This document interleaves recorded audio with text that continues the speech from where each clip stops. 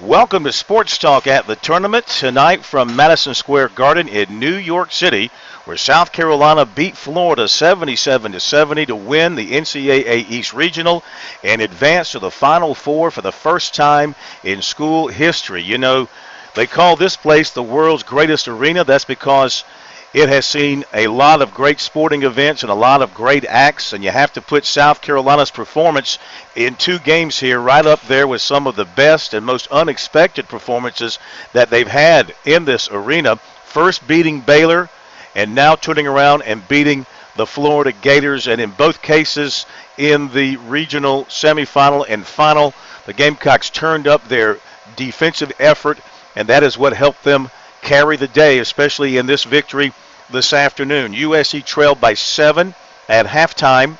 In the second half, they held Florida without a made three-point field goal after the Gators had knocked down 7 in the first half.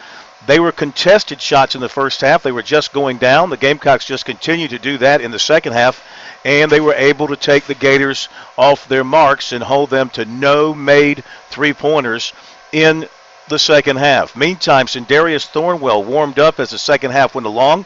He had 15 points in the first half.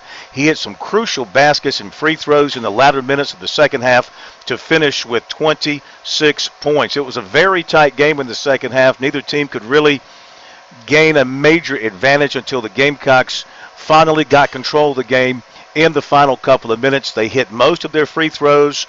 They got a late dunk by Dwayne Notice to kind of give them the breathing room and allow them to relax and enjoy and savor the final minutes of victory in front of a crowd of over 20,000, including a bunch of Gamecock fans. It at times sounded like a home game in Columbia for USC this afternoon. As I mentioned, Thornwell led USC with 26 points. P.J. Dozier, once again, very good in the lane and around the rim. He had 17 points on 7 of 11 shooting. Chris Silva with 13 points and 9 rebounds, and Mike Koetzer with 12 points and 3 rebounds, and one of the biggest baskets of the game, a little jump shot from inside the foul line in the lane, and he knocked it down. It was a pressure-packed shot because Florida was still hanging around at that point. He knocked it down, and it gave the Gamecocks the momentum back their way and a little bit more breathing room, and they went on to the victory. Just a good all-around performance for South Carolina. The Gamecocks won the rebounding battle.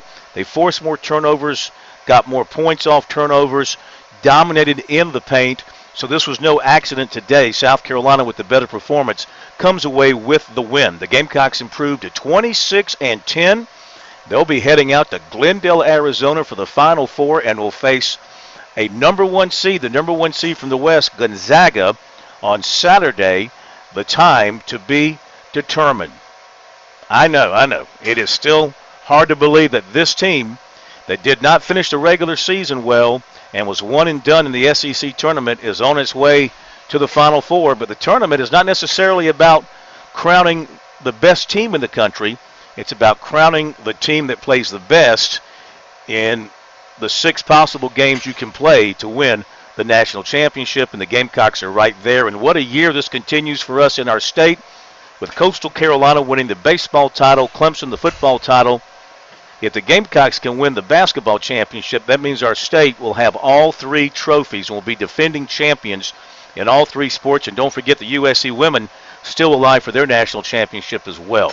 So a great weekend in New York and a great day here today for South Carolina basketball as the Gamecocks beat Florida 77-70. Check out our locker room interviews right here on SportsTalkSC.com, and of course much more to come your way on Sports Talk tomorrow night. Thanks for joining us here, Sports Talk at the tournament.